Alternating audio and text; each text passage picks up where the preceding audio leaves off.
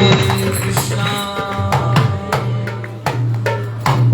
कृष्णचंद्र भगवान की समस्त वैष्णव भक्त वृंद की पिताय गौर प्रमानंदे अयोलाल सभई चो।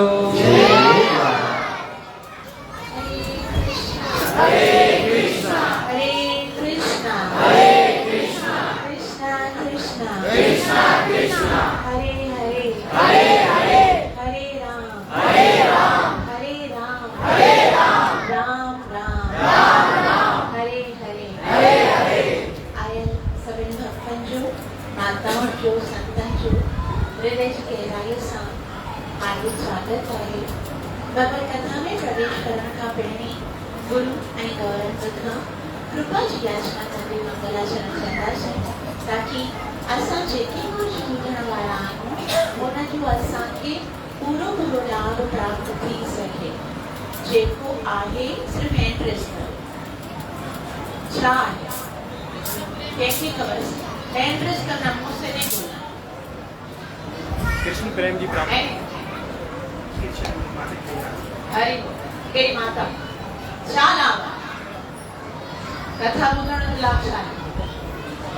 कृष्ण प्रेम जी प्राप्ति। हाणे मां चवंदमि जेको आहे तव्हां सभई मिली करे चवंदा कृष्ण प्रेम जी प्राप्ति। अचो त सभई भगवान सां प्रार्थना कयूं कि असांखे कथा जो पूरो पूरो लाभ थिए। जेको आहे जेको आहे सभई हथ जोड़ो नेत्र बंद करो ऐं हृदय सां भगवान सां प्रार्थना कंदासीं। ओम नमो भगवते वासुदेवाय। ओम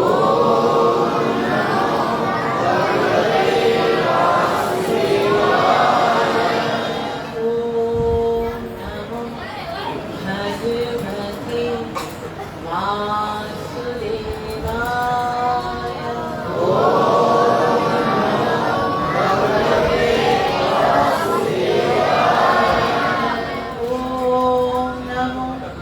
भगवते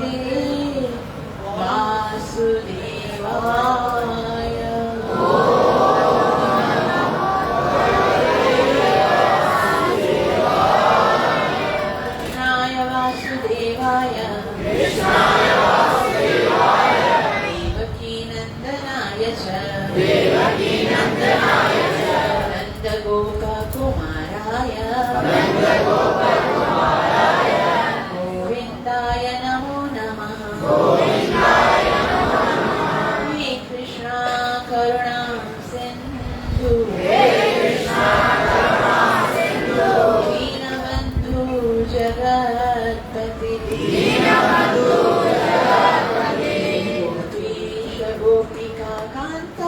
गोपीश गोपिका कांता राधा कांत नमोस्तुते।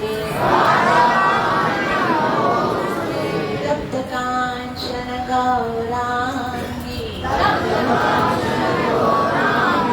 राधे वृंदावनेश्वरी विश्वमानो सुते देवी प्रणमामि हरिप्रिये। जय श्री कृष्ण चैतन्य प्रभु नित्यानंद श्री अद्वैत गदाधर श्रीवासदि गौर भक्तवृंद। हरे कृष्णा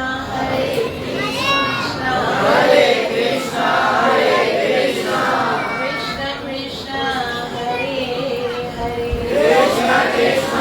हरे हरे हरे राम हरे राम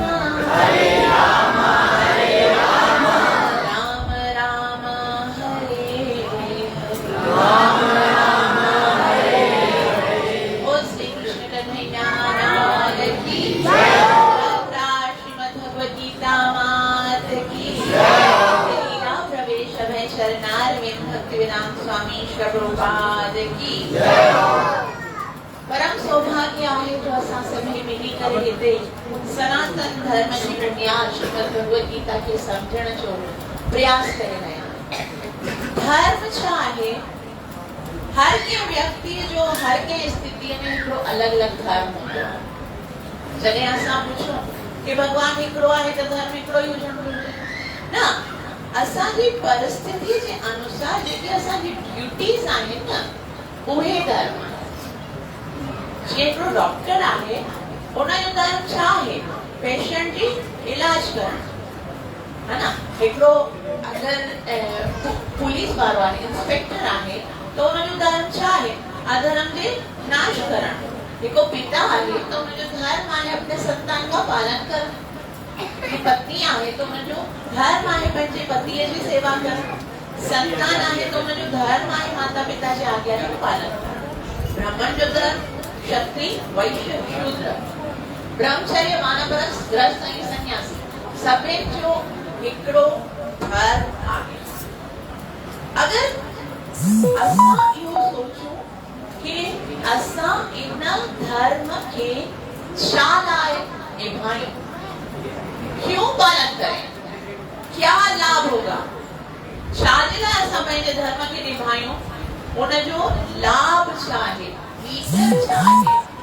त पोइ श्रीमद् भागवतम पहिरियों सिकंद ॿियो अध्याय श्लोक नंबर 8 में इहो ॿुधायो वियो आहे कि धर्म पालन करण जो रिजल्ट छा निकिरंदो आहे, मीटर छा आहे, छा लाभ थींदो आहे अगर असां धर्म खे पालन कंदा आहियूं। त वेद व्यास जी ॿुधाइनि था, धर्म सुनिश्चितः पुंसां विश्वक्सेन तथा सुयः नोत्पादयेत् यदि रतिम् ब्रह्म एव हि केवलम्।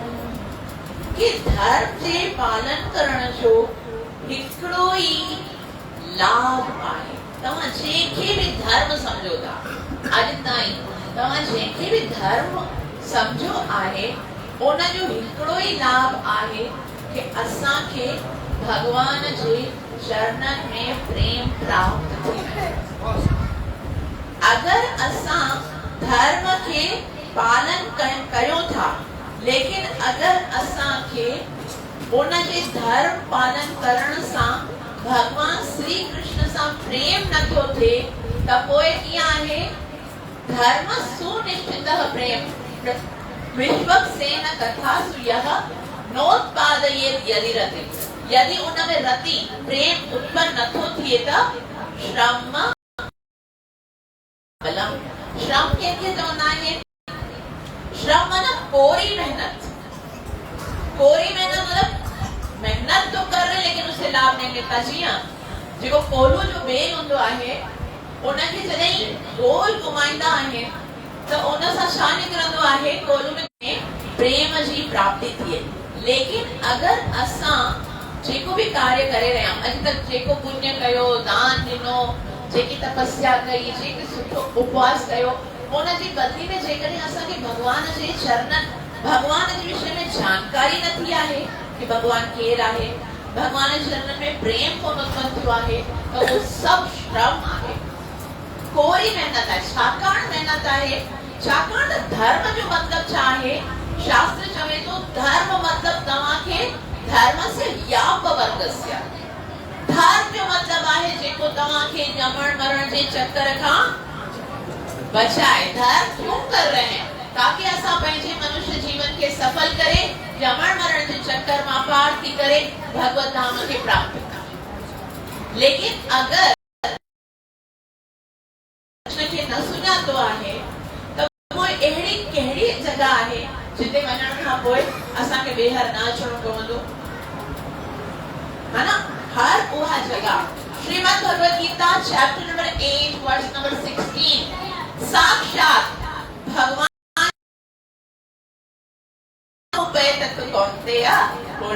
जन्म न विद्यते। सिर्फ हिकिड़ो मुंहिंजो धाम अहिड़ो आहे जिते वञण खां पोइ वापस ॼमण मरण जे चक्कर में फासी।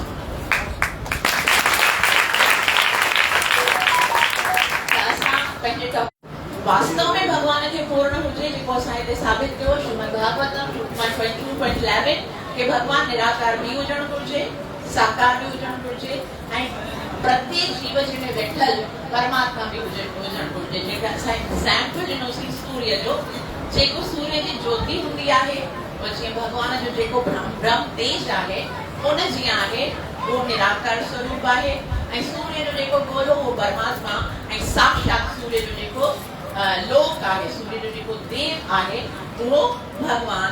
जीअं जेको उनखे ॼाणी वियो त समझ वो सूरज जा सभई फेस ॼाणंदो आहे, त जेको भगवान खे ॼाणंदो आहे वो इहो बि सम्झंदो आहे कि भगवान निराकार भी आहे, भगवान साकार भी आहे, भगवान सभिनि जे हृदय में वेठल परमात्मा भी आहे, वो उनजो धाम भी आहे, उन सां असां संबंध भी जोड़े सघूं था, उन सां असां प्रेम भी करे सघूं था, उनजे धाम खे असां प्राप्त भी करे सघूं था। इन निराकार और साकार जे बारे में अर्जुन भगवान श्री कृष्ण का एक सुंदर प्रश्न पूछे तो Shrimad Bhagavad Gita chapter number 12 verse number 1 Arjun ॾाढी सुंदर तरीके सां पूछनि था कि हे कृष्ण मां ॿुधो आहे कि तू निराकार भी आहीं साकार भी आहीं, तो मूंखे तू इहो ॿुधाए कि जेके तुझे निराकार रूप जे लाइ अगर कोई टिपिकल क्वेश्चन आहे त आई थिंक इहो ई आहे कि हर के माता पिता जा ॿार हूंदा आहिनि, उनखे अलॻि अलॻि तरीके सां प्रेम कंदा आहिनि। हिकिड़े माता पिता आहिनि, उनजा 2 ॿार आहिनि, हिकिड़ो बालक थोड़ो सीरियस आहे। भक्तास्त्वां पर्युपासते ये चाप्यक्षरमव्यक्तं तेषां के योगवेत्तमः। उन्हनि में श्रेष्ठ के आहे तेषां के योगवेत्तमः। तो भगवान सोचो उन हिकिड़े श्लोक के बाद सेकंड श्लोक में भगवान चवनि था मय्यावेश मनो ये मां नित्य युक्ता उपासते श्रद्धया परयोपेता ते में युक्त तमामता। जेके सदैव पढ़िजे मन के मई आवेश, जॾहिं मतलब भगवान मई चवंदा आहिनि त जीअं मुही जो चए मतलब भगवान रथ ते वेठा आहिनि, अर्जुन के इशारो करे चवनि था मई आवेश मन मुझे हिन साकार रूप में जंहिंको मन सदैव लगाईंदो आहे। मई आवेश मनो ये मां नित्य युक्ता उपासते। उपासते जो मतलब आहे कि सदैव जेको मुझी उपासना कंदो आहे, मुझे हिन साकार स्वरूप जी पूजा कंदो आहे, उनखे भगवान चवनि था श्रद्धया परयोपेता। जंहिंखे मुझे साकार रूप में श्रद्धा आहे ते में युक्त तमामता, मां उनखे श्रेष्ठ समझा। भगवान हिकिड़े श्लोक में इहो ॿुधायो कि जेको साकार जी स्वरूप जी सेवा कंदो आहे वो श्रेष्ठ समझा तो, मां उनखे जेको आहे सिद्ध परम सिद्ध मञा तो। लेकिन इनजो मतलब इहो कान आहे जेको निराकारवादी आहे वो मूंखे प्राप्त न कंदो आहे, वो भी मूंखे प्राप्त कंदो आहे। तो अर्जुन पूछे तो भाई जब वो भी तुम्हें प्राप्त करता है, वो भी तुम्हें प्राप्त करता है, वो कहाँ उन्हनि में बेटर और की ॿुधाए सघो था कि इन में मां बेटर केरु आहे। त भगवान चवनि था असल में कोई रस्तो गलत कोन आहे, लेकिन जेको निराकार जो रस्तो आहे वो ॾाढो ॾुखियो आहे। भगवान जा शब्द आहिनि, त्रिलोकी जो नाथ ॿुधाए थो क्लेशोधिक तरस्तेषाम्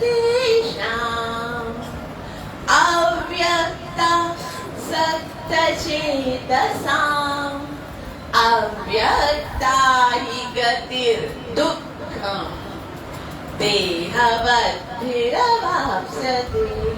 क्लेशोधिक तरस्तेषाम् उन्हनि जे लाइ ॾाढो ॾुखी रस्तो आहे। जेको यो अव्यक्ता सक्त चेतसा जेको निराकार जो रस्तो आहे वो ॾाढो ॾुखियो आहे। भगवान कंहिंखे ॿुधाए रहियो आहे, कंहिंखे ॿुधाए रहियो आहे?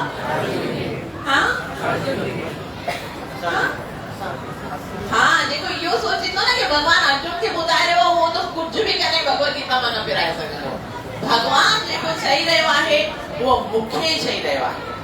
जहां भर में लिखा हो ना हे अर्जुन तो उते अर्जुन जे बदले में अमा ज़्यूम कयो कि उते केंद्र नालो आहे हे प्रिय वल्लभा मतलब जेको तहां जो नालो जे वो लिखो कि ये मेरे लिए भगवान ने कहा देखो पुत्र तुझे ना दुख हुआ हाणे ॾिसो कोई बालक आहे उनखे उनजो पिता चवंदो भई घर में जेकॾहिं अचणो आहे त हिकिड़ो रस्तो इहो सीधो सीधो जेको रोड तां ईंदो आहे स्कूल मां घर ईंदे हिकिड़ो इहो आहे ॿियो जेको आहे सो जंगल में घुमी करे अचणो आहे ॿई रस्ता तुंहिंजे घर ते त पहुचनि था लेकिन इहो जेको रोड वारो रस्तो आहे न सो सवलो आहे सीधो आहे हिनमें कंडा कोन आहे हिनमें जांगर कोन आहे हिनमें तव्हां के खटे खूबे में न किरंदो इहो रस्तो तोखे सरलता सां वठी ईंदो और वो रस्तो वो असां चऊं वो वारो रस्तो वो भी पहुचंदो घर में लेकिन वो रस्तो ॾाढो ॾुखियो आहे कंडक सां भरियल आहे हुनमें जानवर बि हूंदा हुनमें खॾा खूबा आहिनि त इन जो मतिलबु पिताजी असांखे छा चवणु चाहे थो कि तोखे कहिड़े रस्ते सां अचिणो आहे हा त भगवान ये ॿई रस्ता ॿुधाया आहिनि हिकिड़ी ॻाल्हि सम्झ में नथी अचे कि मैं इजी पाथ इज अवेलेबल जॾहिं हिकिड़ो सरल रास्तो निश्चित आहे त पोइ छाजे लाइ असां चैलेंज करे भगवान खे उबते रस्ते तां वञण जी कोशिश कयूं भगवान चयो आहे कि भई इहो सवलो आहे इहो श्रेष्ठ आहे तव्हां हिन रास्ते छाले करे अगरि पुछिजे भई इहो रस्तो छाजे लाइ आसान आहे त भगवान चवनि था देह में भैरव आहे छाकाणि त असां सभु देहदारी आहियूं न त जेको देहदारी आहे वो देह में आसक्त थींदो आहे अगरि असांखे प्रेम करण न आहे भगवान सां है ना भगवान सां प्रेम करणो आहे न और भगवान जो कोई स्वरूप ही कोन आहे त प्रेम करण केॾो ॾुखियो आहे इहो ईअं ई आहे के छोकिरे जी अगरि मम्मी थिए और वो चवे भई मूंखे पंहिंजे मंगेतर सां मूंखे ॾिसणो आहे एटलीस्ट मुझे फोटोग्राफ का दिखायो है ना मुझे देखना है उसको और उनके चयो फोटोग्राफ उनजी कोई फोटोग्राफ कोने वो तो निराकार है तमाम उन सब प्रेम की अहंकार तो होना चाहिए ना नहीं भगवान असां जेरे बुद्धिहीन बालकन जे लाइ ही साकार स्वरूप धारण करे न भौतिक जगत में आयो है भगवान विग्रह में जेको श्रीमद् भागवतम के 11 चैप्टर 11 कैंटो जेको 11 सिकत आहे उनमें विग्रह सेवा जी पद्धति ॿुधाई वई आहे कि कलयुग जा जीव जेके आहिनि उन्हनि जे साम्हूं अगरि भगवान जो हाणे तव्हां पाण ॾिसो हिकिड़ो प्रैक्टिकल आहे कि असांजे साम्हूं अगरि भगवान जी विग्रह हूंदी आहे विग्रह माना जेकी मूर्ति आहे या ठीकु आहे उनखे विग्रह चवंदा आहिनि उहा बि हूंदी आहे असां साथ में विहंदा आहियूं नाम जप करण शुरू करना है हरे कृष्णा कृष्णा कृष्णा हरे हरे राम राम राम हरे में माला है सामने भगवान जी विग्रह है कोई भी असांजो मन भिटकंदो आहे कोई तव्हां कीअं था सोचे सघो न विग्रह हुजे न माला हुजे कोई भी असांजो मन भगवान में लॻंदो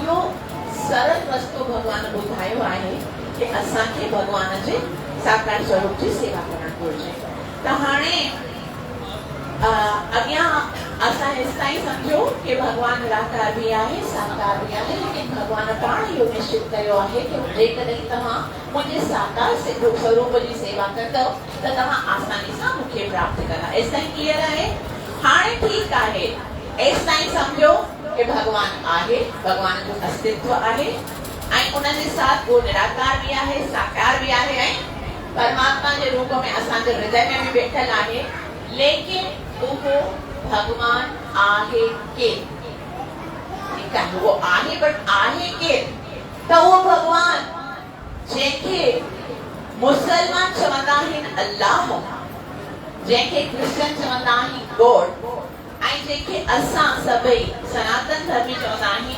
भगवान वो असल में केर आहे ॾिसो ये हिकिड़ी माना भगवान त हिकिड़ो स्टेज आहे कि हू भगवान आहे लेकिन इहो कोई शेप दॿो न आहे न जीअं असां चऊं हू परम ईश्वर आहे हू जगतपति आहे लेकिन है कोन मतलब ईअं कि अगरि कोई ॿार हुजे उन खां पुछजे भई तव्हांजो पिताजी केरु आहे तो वो चवंदो मुंहिंजो पिताजी प्राइम मिनिस्टर आहे।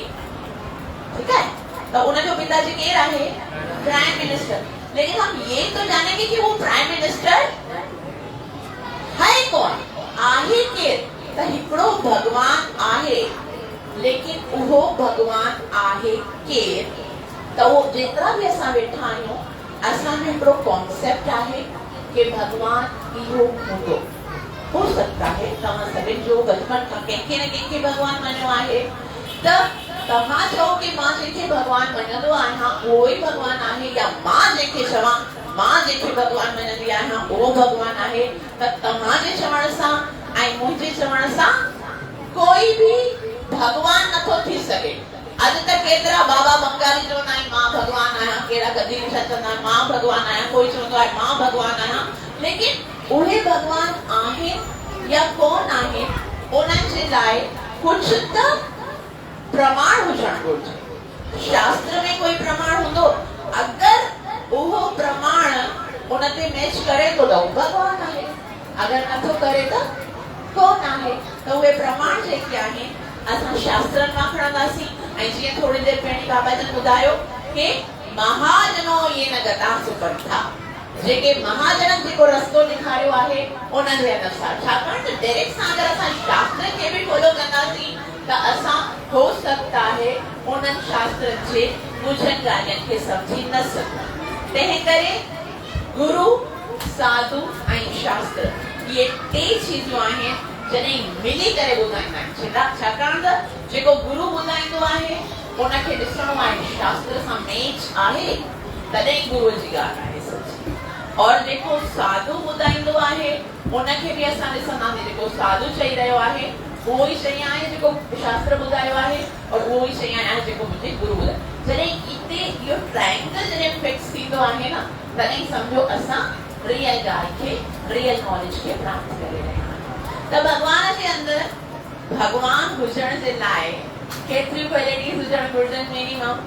वैसे त ईअं आहे भॻवान खां जॾहिं अर्जुन पुछो कि भगवान तुझी क्वालिटीज के मुझे खोले करे विस्तार सां ॿुधाए तो वो भगवान भी चवण लॻो Arjun it is not possible for me. वो भगवान चवे थो नान्तोऽस्मि मम दिव्यानां विभूतीनां परन्तप। अर्जुन खोले करे विस्तार सां मां पंहिंजे सभिनि विभूतियुनि जे बारे में तोखे कीअं थो ॿुधाए सघां। छाकाणि त नान्तोऽस्मि मम दिव्यानां मुझे दिव्य विभूतन जो तो कोई अंत ही कोने। हरि अनंत हरि कथा अनंत। कोई भी अर्जुन के चए डोंट वरी मां तोखे प्राधान्यतः कुरु श्रेष्ठ। मां तोखे जेके प्राधान होंदा जेके प्रधान मतलब जेके मेन आहिनि उहे तव्हांखे ॿुधाइनि। त वैसे त भगवान में अनगिनत क्वालिटीज़ आहिनि लेकिन असां जंहिंखे भगवान सम्झूं था उनमें केवल 5 क्वालिटीज़। अगर उहे 5 क्वालिटीज़ उनमें आहिनि then he is God, otherwise not। ठीक है, तो उहे कहिड़ियूं क्वालिटीज़ आहिनि। पहिरीं क्वालिटी अगर भगवान हुजण जे लाइ पहिरीं क्वालिटी हुजणु घुरिजे कि उहो परम कंट्रोलर हुजे। परम कंट्रोलर जो मतलब छा आहे कि संसार में जेतिरा भी ईश्वर आहिनि उन्हनि सभिनि खे कंट्रोल करण वारो हुजे। परम कंट्रोल जो मतलब आहे सभिनि खे कंट्रोल करण वारो हुजे। अगर भगवान सभिनि खे कंट्रोल नथो करे मतलब कंहिंजे द्वारा कंट्रोल्ड आहे त उहो भगवान नथो थी सघे। ठीक है, भगवान जी ॿी क्वालिटी कि भगवान उहो थी सघे थो जेको सभिनी वस्तुअनि जो स्रोत हुजे, सोर्स ऑफ एवरीथिंग। स्रोत जो मतलब छा आहे जीअं आदि हुजे, गुण हुजे, स्टार्ट हुजे। जीअं मुंहिंजो स्रोत मुंहिंजो पिताजी, उनजो स्रोत उनजो पिताजी, उनजो स्रोत उनजो पिताजी, उनजो स्रोत उनजो पिताजी। इहा श्रृंखला होते होते जिते खत्म थी वञे जंहिंजो कोई पिता न हुजे जेको चवे कि पिताहमस्य जगतो माता धाता पितामह, कि मां ही पिता आहियां ऐं मां ही ॾाढो बि आहियां। हाणे ॿुधायो तव्हांजो हिकिड़ो पिता हूंदो आहे, उन तव्हांजो ॾाढो केरु हूंदो आहे? उन पिता जो जेको पिता हूंदो आहे उहो तव्हांजो ॾाढो हूंदो आहे। लेकिन भगवान गीता जे 9 अध्याय जे 17 श्लोक में चवनि था मां सभिनि जो पिता आहियां, मां सभिनि जो ॾाढो बि आहियां। ॾाढो कीअं थियो? फिर जेको पिता है उन जो पिता, वो कहते क्योंकि मेरा कोई पिता नहीं है, जो कोई पिता कोन आहे, तंहिं करे मां ॾाढो बि आहियां। त भगवान उहो थी सघे थो जेको सभिनि वस्तुअनि जो आदि, सभिनि हर के वस्तुअ जो स्टार्ट हुजे। पहली क्वालिटी के भगवान परम कंट्रोलर हुजण घुर्जे। ॿी क्वालिटी के भगवान सभिनी वस्तुअनि जो स्रोत हुजे, आदि हुजे। और भगवान हुजण जी ॿी क्वालिटी कि भगवान उहो ई थी सघे थो जेको पूर्ण हुजे। मतलब इन संसार में कोई भी पूर्ण कोन हूंदो आहे, कोई भी परफेक्ट कोन हूंदो आहे।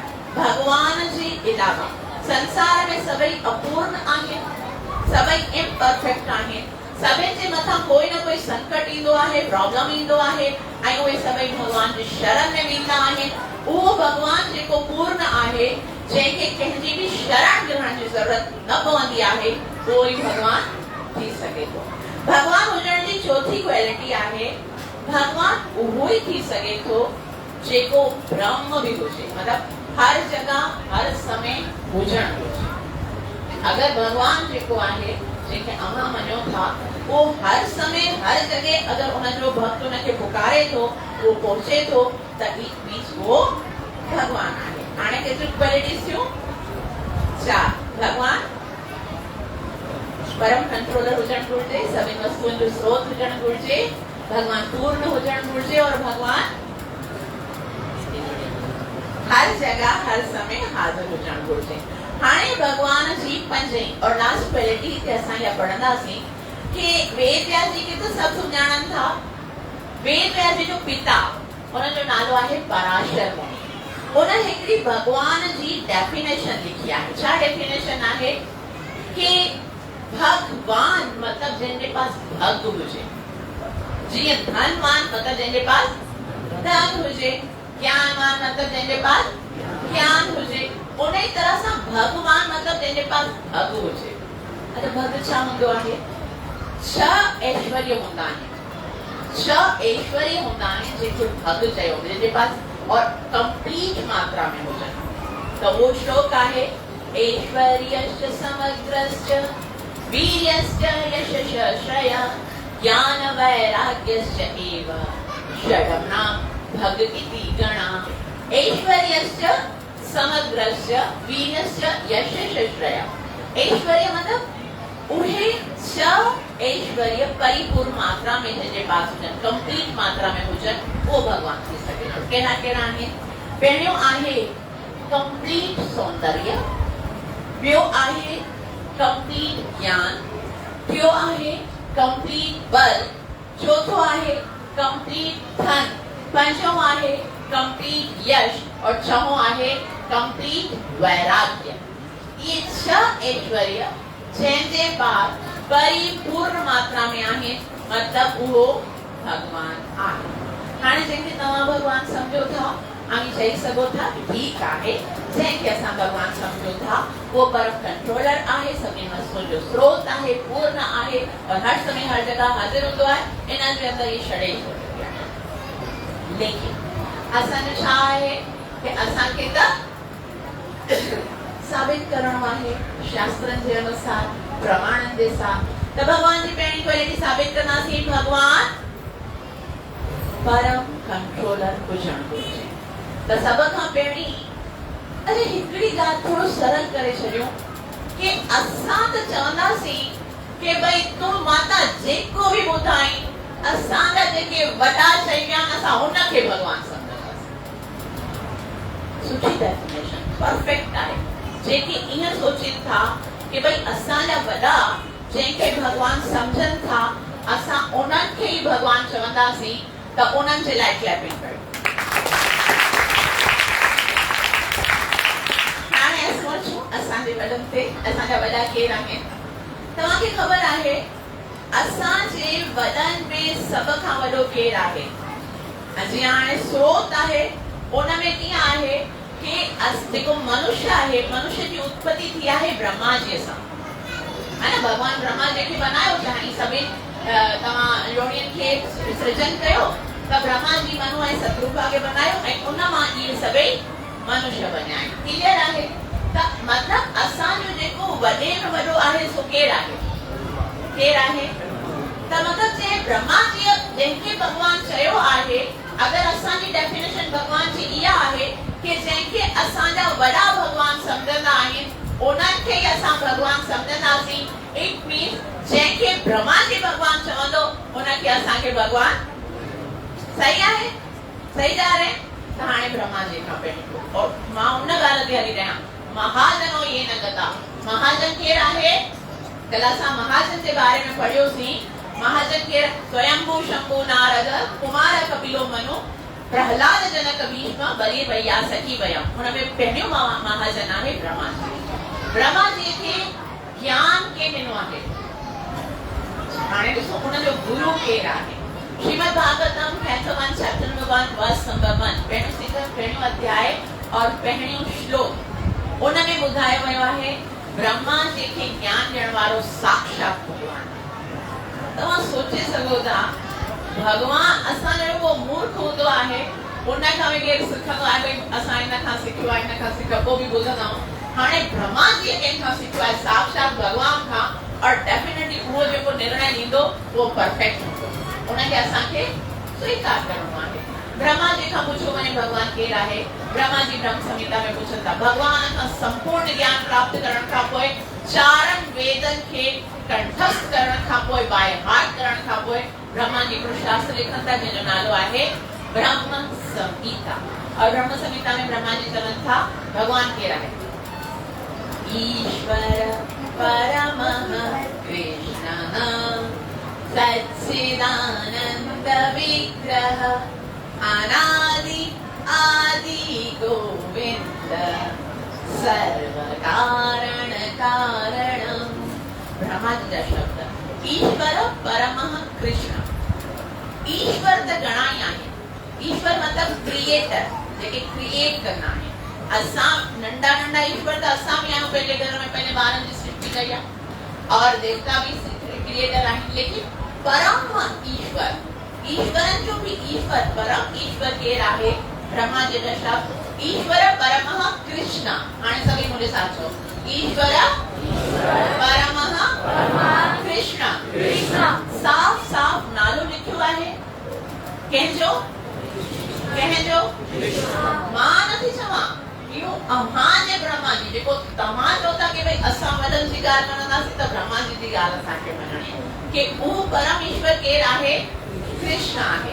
छा जे लाइ कृष्ण आहे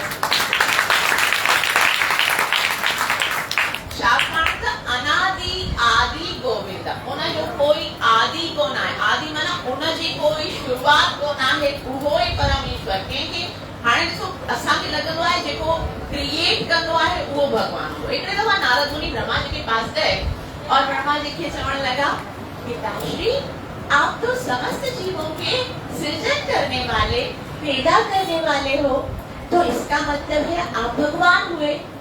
तो ब्रह्मा जी कहते नहीं नहीं पुत्र मैं भगवान नहीं हूँ क्योंकि भगवान तो वो होते हैं जिनको कोई बनाता नहीं है वो ऑलरेडी बने हुए। भगवान जेको कहता भाई सजी सृष्टि भगवान बनाई भगवान के केम बनायो भगवान ही कोई बनाएगा कौन है भगवान तो वैसे लेके होंदो आहे। त ब्रह्मा जी चवंदा मुख्य सृजन करण वालो त भगवान आहे। इट मींस मां त भगवान जी सृष्टि आहियां वास्तव में ईश्वर भगवान केर आहे कृष्ण।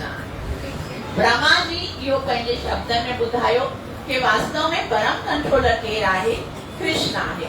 और अगर वेद व्यास जी खां पुछो वेद व्यास जी नयो ॿियो महाजन आहे और असांजे शास्त्रनि में मुख्य शास्त्र आहे श्रीमद् भागवतम। उनमें वेद व्यास जी खां पुछजे कि भाई वेद व्यास जी भगवान केर आहे त Shrimad Bhagavatam canto 1 chapter number 3 उनमें वेद व्यास जी जेके आहिनि सभिनि अवतारनि जे बारे में ॿुधाए करे पोइ चवनि था भगवान जा जो भी अवतार ॿुधाए विच में कृष्ण जो नालो लिखनि था। 8 अवतार में कृष्ण जो नालो लिखी करे अंत में चवनि था कि सूत गोस्वामी सभी ऋषियों के चवनि था कि मैंने अभी अभी आपको 24 अवतारों के बारे में बताया, उसमें मुझसे एक मिस्टेक हो गई. वहां सुधार्या तो जे केरी आहे चैप्टर 1.3.33 उन्होंने छा ॿुधायो आहे कि मां विच में जेको कृष्ण जो अवतार ॿुधायो न कि कृष्ण भी अवतार आहे, वो मां बाई मिस्टेक ॿुधायो आहे. लेकिन मां पंहिंजी ग़लती खे सुधारे करे चवां थो, एते सकला पुंस कृष्णस्तु भगवान स्वयं इंद्रारि व्याकुलं लोकं हृदयन्ति युगे युगे. एते चा अंश कला पुंस मां जेकी ॿिया जेके तव्हांखे अवतार ॿुधाया, मत्स्य, कच्छप, कूर्म, बुद्धा ऐं वामन जेके बि ॿुधाया, उहे सभु भगवान जा अवतार आहिनि. उहे सभु भगवान जा अवतार आहिनि. जेको मां लेकिन कृष्ण विच में ॿुधायो, वो भगवान जो अवतार कोन आहे. कृष्णस्तु मेरे साथ सब बोलो, हाँ, कृष्णस्तु भगवान स्वयं. कृष्णस्तु कृष्णस्तु भगवान स्वयं. यो शास्त्र में लिखियल आहे और सभी शास्त्र जो रचयिता वेद व्यास जी उन ॻाल्हि खे ॿुधायो. अच्छा, हाणे असां साबित कयो कि कृष्ण परम कंट्रोलर आहे और इहो कंहिं प्रमाण ब्रह्मा जी ॿुधायो, वेद व्यास जी ॿुधायो. उन सां गॾोगॾु अगर गुरनि खां पुछजे, गुरु नानक साहब खां पुछजे कि भाई भगवान केर आहे, है ना, त गुरनि ॿुधायो आहे कि एको कृष्ण सर्वदेव देवदेवाति आत्मा आत्मा वासुदेवास्मि जाको जाने भयो नानक वाको दास है सेई निरंजन देव. અહીંયા आहे प्रभु तव्हां पढ़ंदा रोज, है ना. त एको कृष्ण नालो लिखी करे ॿुधायो, हिकिड़ो कृष्ण ही आहे जेको सभिनि देवताउनि जो देवता आहे. उहो ई भगवान आहे जेको इहो समझा के जाने भयो नानक वाको दास है. तो मां तो उनजो दास आहे जेको खाली एतिरो समझी वियो कि कृष्ण भगवान आहे.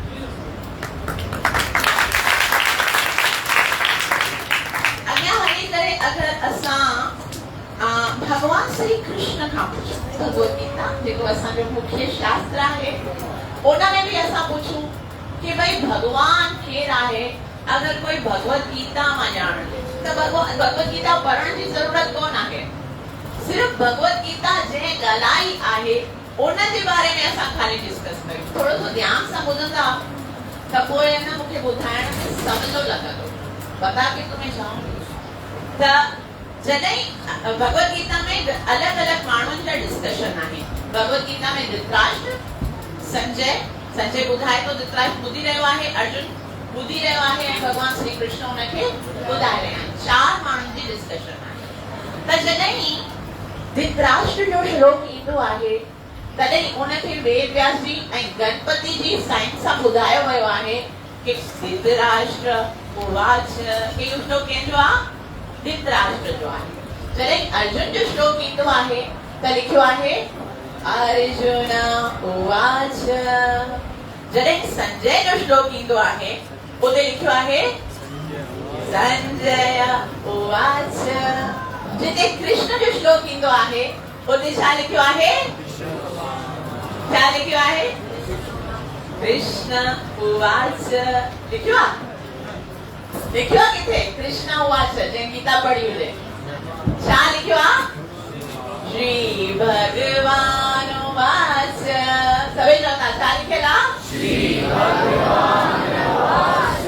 मतलब जेको कृष्ण आहे उहो कोई साधारण कोन आहे, वो केर आहे?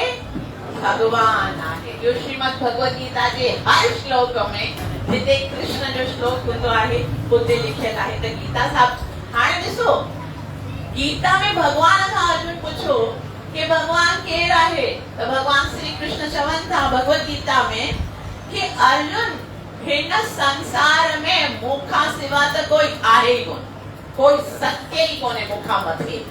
भगवान चैप्टर नंबर 7 वर्स नंबर 7 मत्तः परतरम नान्यत् किंचिदस्ति धनंजय मयि सर्वमिदं प्रोक्तं सूत्रे मणिगणा इव.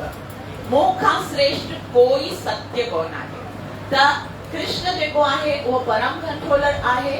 वो कीअं साबित कयासीं? ब्रह्मा जी बि ॿुधाई ॿियो वेद व्यास जी ॿुधायो भागवतम में कृष्णस्तु भगवान स्वयं। उनजे बाद गुरु नानक साहब ॿुधायो एको कृष्ण सर्वदेवा, है ना।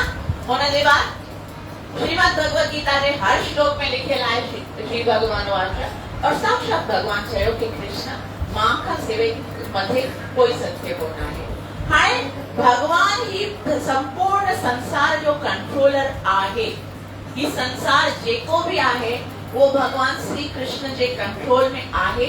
उनजे लाइ भगवान श्री कृष्ण ॿुधाइनि था chapter number 9 verse number 10 Shrimad Bhagavat Gita 9 अध्याय श्लोक नंबर 10।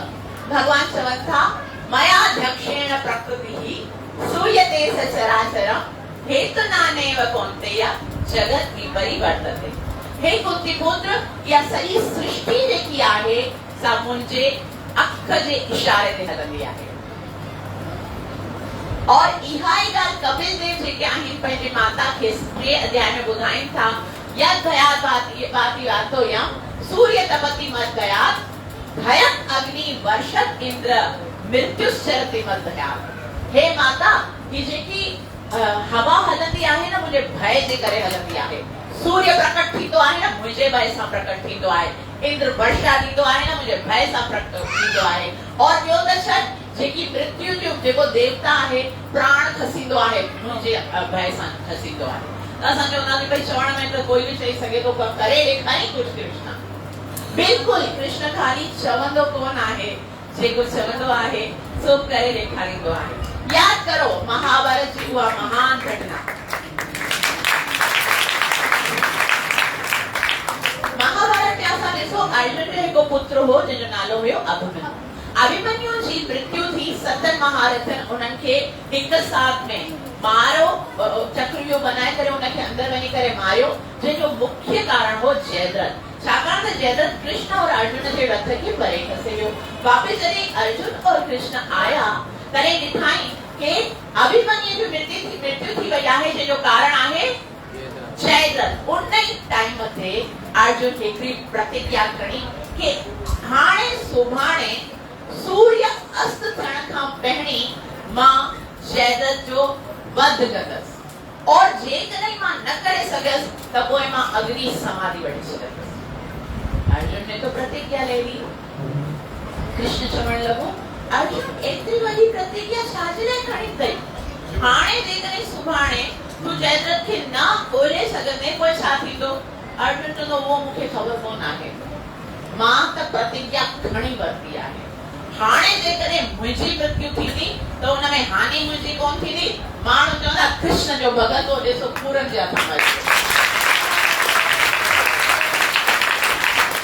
हानि अगरि थींदी त तुंहिंजी लंज मुंहिंजो कुझु कोन्हे, मां त अॼु बि मरण वारो सुभाणे बि मरण वारो, मुंहिंजे मरण सां छा थो फर्क़ु पए?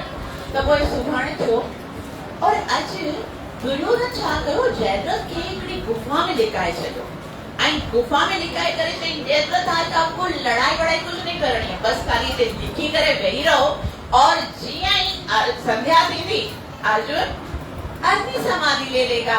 हमारा सबसे बड़ा जो शत्रु है अर्जुन उसकी मृत्यु हो जाएगी, फिर तो युद्ध हम ऐसे जीत जाएंगे। जयद्रथ हिकिड़ी गुफा में लिखी रहे। अर्जुन और कृष्ण पूरो ॾींहुं सुबुह खां वठी करे हिते ॻोल्हनि था हुते ॻोल्हनि था हुते ॻोल्हनि, जयद्रथ तो है ही नहीं। हाणे भगवान ॾिठो कि अगर जयद्रथ न मिलियो त पोइ मुंहिंजो भक्त अर्जुन उनजी मृत्यु और भगवान त लिखी ॾिनो आहे भक्त खे। अर्जुन खे चवनि था भगवान Shri Krishna chapter number 9 verse number 10 भगवान चवनि था कौन्तेय प्रतिजानीह न मे भक्तः प्रणश्यति। हे कुंती पुत्र, तू विच चौराहे ते होको ने ऐलान कर तो मुझे भगत जो गले नाश न थींदो। हाणे पंहिंजे भक्त खे हो नाश करण कीअं ॾियनि? त भगवान छा था कनि? अचानक सां कुझु ईअं थिए थो अंधेरो, ईअं लॻे थो संध्या थी वई आहे और संध्या थी वई आहे इट मीन्स हाणे त जयद्रथ मिलियो कोन्हे और वचन जे अनुसार अर्जुन खे अग्नि समाधि वठणी आहे, चिता ते विहणो आहे, चिता बणाई वई और अर्जुन पंहिंजो गांडी वठी करे उन चिता ते अची करे विहण वारो हुजे थो। उन टाइम ते जयद्रथ जेको गुफा में लिखियल आहे वो सोचण लॻो, वाह, मुंहिंजी मृत्यु जो सपनो ॾिसण वारो अर्जुन हाणे पाण अग्नि में सड़ी रहियो आहे। त अहिड़े शत्रुअ जी मृत्यु खे त अखियुनि सां ॾिसण घुर्जे। त चलो हाणे त संध्या थी वई आहे, हाणे मूंखे पंहिंजी गुफा मां ॿाहिरि अची करे अर्जुन जी मृत्यु खे पंहिंजी अखियुनि सां ॾिसणो आहे। जीअं ई जयद्रथ गुफा मां लिखी करे उते आयो आहे, निकिरी करे उन ई टाइम ते अचानक सां हिकिड़ो चमत्कार थींदो आहे। उहो समय जेको संध्या जो हुयो, अचानक सां सूर्य उदय थिए थो ऐं ॾींहं जो टाइम थी वञे थो। अर्जुन परेशान कि कृष्ण हे संध्या आहे या ॾींहुं आहे, मूंखे त कुछ समझ में नथो अचे। थोड़ी देर पहले तो संध्या थी वई हुई। तॾहिं भगवान श्री कृष्ण अर्जुन खे चवनि था कि अर्जुन संध्या कोन थी आहे, हे जेको सूर्य आहे वो मुंहिंजे इशारे ते हलंदो आहे। मां उनखे इशारो कयो, तंहिं करे वो छुटी वियो।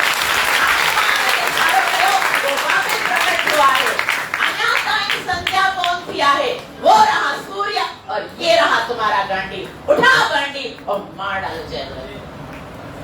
हाणे ॿुधायो ही प्रकृति भगवान श्री कृष्ण जे इशारे ते हले थी।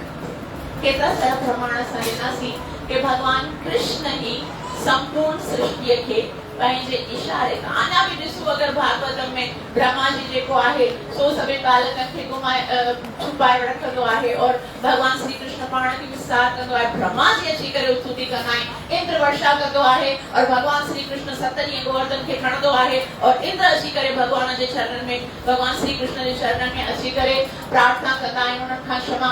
और जॾहिं देवताउनि जे मथां कष्ट थींदो आहे, तव्हांखे ख़बर आहे 80 करोड़ देवी देवता भागवतम में बार बार लिखो है, जब भी उनके ऊपर कोई संकट आता है भगवान से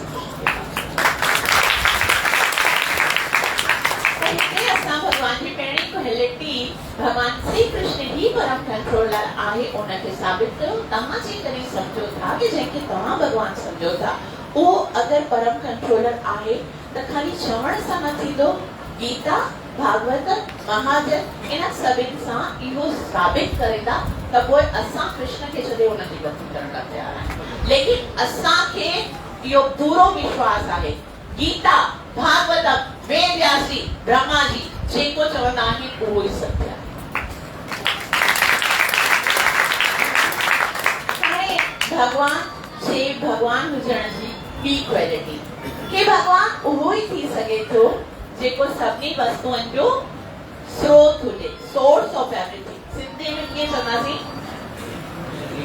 हाँ, ज़रियो या शुरुआत ना, शुरुआत थींदो, मूल चवंदा आहिनि सिंधीअ में, बुनियाद। जेको सभिनी वस्तुअनि जो मूल हुजे, बुनियाद हुजे, शुरुआत हुजे, आदि हुजे, सोर्स हुजे, स्रोत हुजे। ठीक है? तो वो कीअं मां पाण जी शुरू में समझो, मुंहिंजो सोर्स मुंहिंजो पिताजी, उनजो सोर्स उनजो पिताजी, उनजो सोर्स उनजो पिताजी। इहा जेकी श्रृंखला वेंदी आहे सा वेंदी आहे। मनुष्य कंहिंखां जन्म वठंदो आहे? महाराज मनु ऐं सतरूपा। पहिरीं ब्रह्मा जी अलॻि-अलॻि तरीक़े सां मन मां सृष्टि कंदा हुया, लेकिन ॾिठऊं कि जेसिताईं मैथुनी सृष्टि स्टार्ट न थींदी तेसिताईं सृष्टि जो सृजन सही तरह सां न थींदो।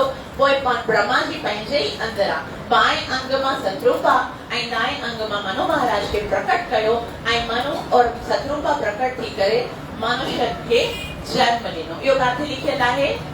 श्रीमद भागवतम में ॿुधायो वियो आहे। ये असांजे भागवतम, असांजे शास्त्र, असांजे वेदनि जी ॻाल्हि आहे। बाक़ी साइंस हिन ॻाल्हि खे न मञंदी आहे। साइंस चवंदी आहे मनुष्यनि जी उत्पत्ति बंदरनि सां थी आहे। पहिरीं बंदर हुया, उन खां पोइ थोरो जॾहिं सोफिस्टिकेटेड थी विया त उन्हनि जे शरीर जा सभु वार झड़ी विया। उन खां पोइ उन्हनि जी दुख बि झड़ी वई और उन्हनि खे कपिड़ा वपड़ा विझण अची विया। पोइ मनुष्यनि खां पोइ उहे छा बणिजी विया? पोइ बंदरनि खां छा बणिजी विया? मनुष्य बणिजी विया। इहा बि कंहिंजी थ्योरी आहे? डार्विन। हाणे ॾिसो, असां हिकु दफ़ा आहे न श्रील प्रभुपाद जी चवण लगा कि सभी मनुष्यनि जी सृष्टि मनु महाराज सां थी आहे। लेकिन हिकिड़ो उते अमेरिका में केतिरा सारा उहे साइंटिस्ट हूंदा, उन्हनि चयो नहीं प्रभुपाद जी मनुष्यनि जी सृष्टि त बंदरनि सां थी आहे। त उन्हनि केतिरो प्रभुपाद जी सम्झायो कि न पुट ईअं कोन आहे। ॾिसो हींअर कलयुग हली रहियो आहे, उन खां पहिरीं कहिड़ो युग हुयो? द्वापर युग। द्वापर युग में क्या मनुष्य कोन हुया? है ना, ये नंद बाबा, यशोदा मैया, देवकी, वासुदेव, ये सब मनुष्य कोन हुया छा? उन खां पोइ कहिड़ो युग हुयो? त्रेता युग। छा त्रेता युग में मनुष्य श्री राम, दशरथ महाराज, जनक महाराज ये मनुष्य कोन हुया? उन खां पोइ कहिड़ो युग हुयो? हाँ, सतयुग। उन में छा मनुष्य कोन हुया? हर युग में मनुष्य आहिनि। कोई बि उन तो समझे त श्रील प्रभुपाद जी चयो ठीकु आहे, तूं पंहिंजे कुल जी ॻाल्हि करे रहियो आहीं, मां पंहिंजे कुल जी ॻाल्हि करे रहियो आहियां। अगर तुम नहीं मान रहे हो बंदर से उत्पन्न हुए तो हो गए, लेकिन असां त ऋषियनि जी औलाद आहियूं। असां त उन मनु महाराज उन्हनि जी औलाद आहियूं। त हिते असांखे इहा ॻाल्हि सम्झणी आहे शास्त्रनि मां कि मनुष्य जी उत्पत्ति कंहिंखां थी आहे? मनु महाराज ऐं शत्रुपा खां। मनु महाराज और शत्रुपा कहाँ से उत्पन्न हुआ है? ब्रह्मा जी खां। लेकिन ब्रह्मा जी काथों उत्पन्न थिया? भगवान श्री कृष्ण मां ते विष्णु प्रकट थींदा आहिनि। हाणे ॾिसो सृष्टि जी उत्पत्ति कीअं थींदी आहे। भगवान श्री कृष्ण खे सृष्टि जी उत्पत्ति करणी हूंदी आहे। असां चवंदासीं छाजे लाइ करणी हूंदी आहे?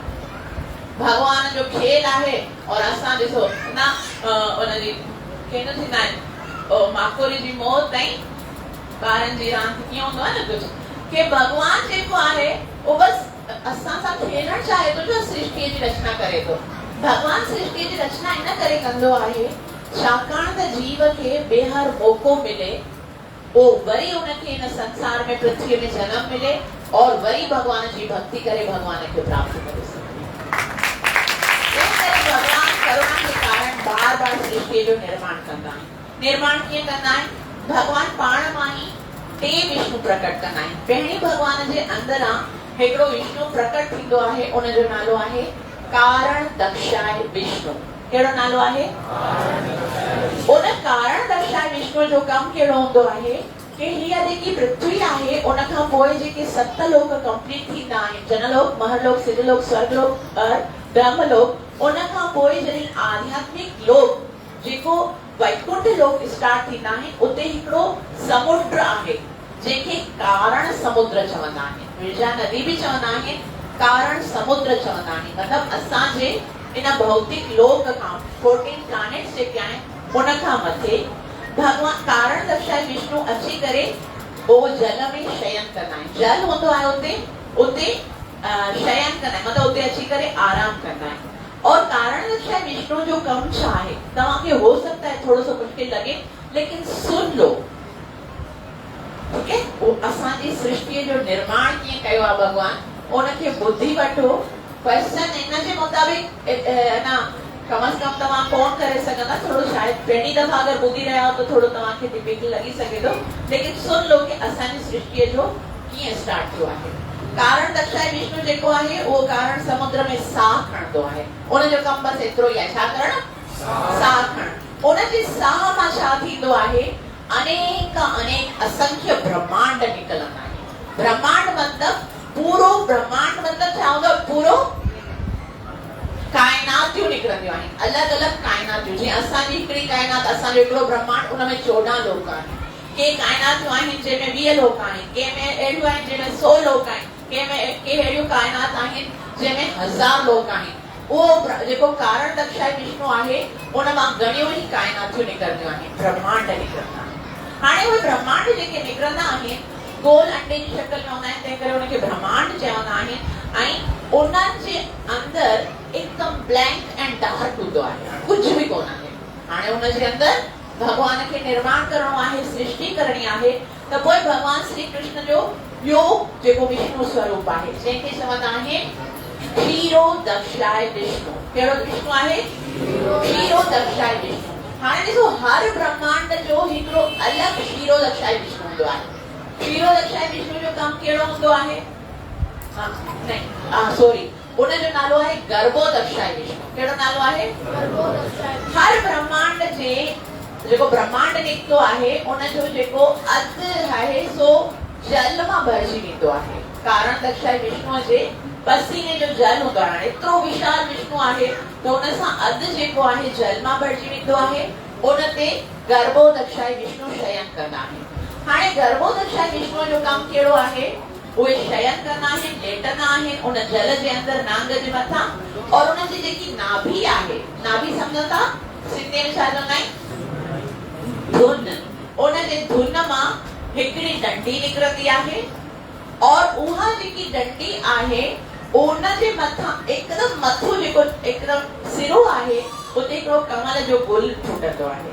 और उहे जेकी डंडी आहे उन में सभई लोक हूंदा आहिनि। असां हाणे पंहिंजे ब्रह्मांड खे खणूं था, उन मां कारण दक्षाय विष्णु मां त घणा सारा ब्रह्मांड निकिता, लेकिन असां उन ब्रह्मांड जी ॻाल्हि कंदासीं जंहिंमें असां रही रहिया आहियूं। त उन में असांजो जेको इहो ब्रह्मांड आहे उन में नीचे एकदम नीचे गर्भोदक्षाय विष्णु आहे। और गर्भोदक्षाय विष्णु जे धुन मां हिकिड़ी डंडी निकिरंदी आहे कमल जी और मथे कमल जो गुल हूंदो आहे। बाक़ी इन डंडीअ ते ई 14 लोक हूंदा आहिनि। कीअं हूंदा आहिनि 14 लोक? ही पृथ्वी विच में आहे, ठीकु आहे? उन जे हेठां 6 लोक आहिनि, मथां 7 लोक आहिनि। त इहो पृथ्वी आहे भूलोक, उन जे हेठां अतल वितल तलातल महातल रसातल ऐं पाताल। उन जे मथां कहिड़ा आहिनि? भूलोक, भुवरलोक, जनलोक, महलोक, सिद्धलोक, स्वर्गलोक ऐं ब्रह्मलोक। इहे 14 लोक थींदा आहिनि। पोइ ब्रह्मा जी जेको आहे उनखे भगवान इहो आज्ञा कंदा आहिनि कि हाणे जेको ब्रह्मा जी आयो न कमल जे मुख ते, जेको कमल आहे उनते ब्रह्मा जी प्रकट थींदा आहिनि। समझ में अची वियो? पहिरियों केरु हुयो? कारण दक्षाय विष्णु जेको साफ़ रहंदो आहे, ब्रह्मांड निकिरंदा आहिनि। ॿियो गर्भोदक्षाय विष्णु जंहिंजे नाभि मां धुन निकिरंदो आहे, सॉरी धुन मां कमल निकिरंदो आहे, कमल जे मथां ब्रह्मा जी अचंदा आहिनि। पर ब्रह्मा जी खे भगवान आदेश कंदो आहे कि हाणे तोखे इन सृष्टिअ खे सिर्जन करणो आहे। ब्रह्मा जी भगवान जे आदेश सां सृष्टि करण शुरू कनि था। पंहिंजी 4 कुमार जेके आहिनि उहे उत्पन्न थियनि था। 4 कुमार खे ब्रह्मा जी चवे थो कि हाणे तव्हांखे मुंहिंजे साथ सृष्टि जो निर्माण करण में सहायता करनी आहे। 4 कुमार चवनि था, नहीं पिताश्री, हम ये काम नहीं कर सकते।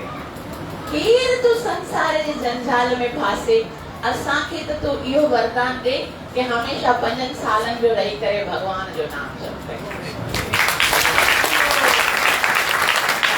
असांखे विवाह करण सां ॾाढो भउ लॻे थो, छाकाणि त जेकॾहिं विवाह थी वेंदो पोइ असां माया जे ॼारनि फाथी वेंदासीं।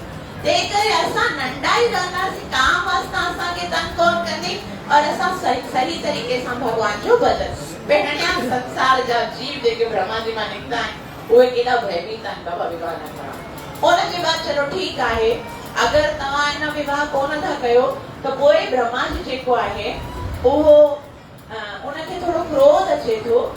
क्रोध अचे थो त उनजे क्रोध मां विच मां भवन मां हिकिड़ो जीव उत्पन्न थिए थो, तत्व हिकिड़ो उत्पन्न थिए थो ऐं उत्पन्न थींदे ई रोअण लॻे थो, जोर जोर सां रोए थो ऐं चवे थो कि मूंखे ॿुधाए कहिड़ो कमु करणो आहे, कहिड़ो कमु करणो आहे, त मुंहिंजो नालो छा आहे। त ब्रह्मा जी चए तव्हां उत्पन्न थींदे ई रोअण शुरू कयो आहे ऐं शोर करे रहियो आहे, एतिरो तुंहिंजो नालो मां रखां थो रुद्र।